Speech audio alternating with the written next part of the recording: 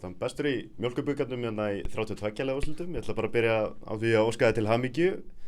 Takk fyrir það. Fórst á kostum í leiki IBVF. Bara svona, förum aðeins yfir leikinn, hvernig fannst þér hann?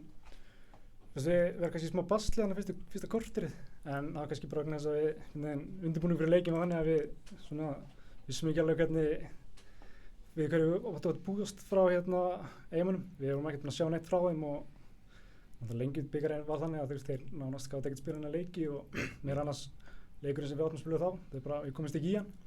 Þannig við vorum svolítið að leikurinn var bara fyrsta korterið og svo fannst mér bara taka út völd. Þú gerir heldur betur gildandi, ánægð með þína frammistu? Já, bara mjög. Ég var bara feskur og það hjálpaði líka til að taka Herjólfinn daginn áður, þannig að við fengum góða nætursvefn og já, bara, þú veist, náttúrulega geggjaða liðsfélag, þannig að það var svo sem ekki, maður bóta hann bara inn.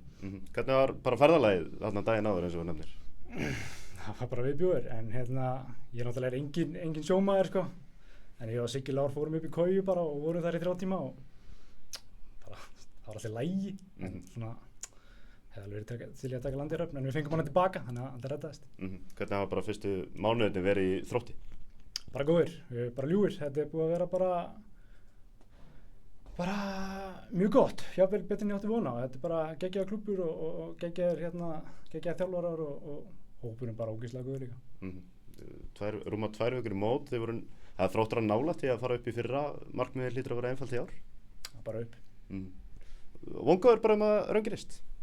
Já, bara mjög, við erum bara stórir og við stefnum bara á að fara í alla leiki til þess að vinna og við erum búin að bæta aðeins í hópinn. Þó við höfum mistað aðeins að þá finnst mér hópinum bara að koma vel saman og það er ekkert spreytt í honum og ég held að það sé mjög raunsætt að stefna upp.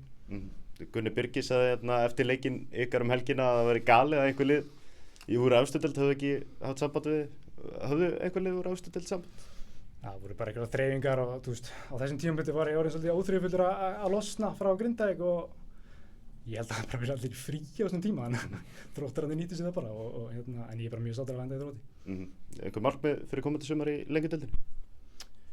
Persónulega? Ég gef ekkert upp. Takk hérlega.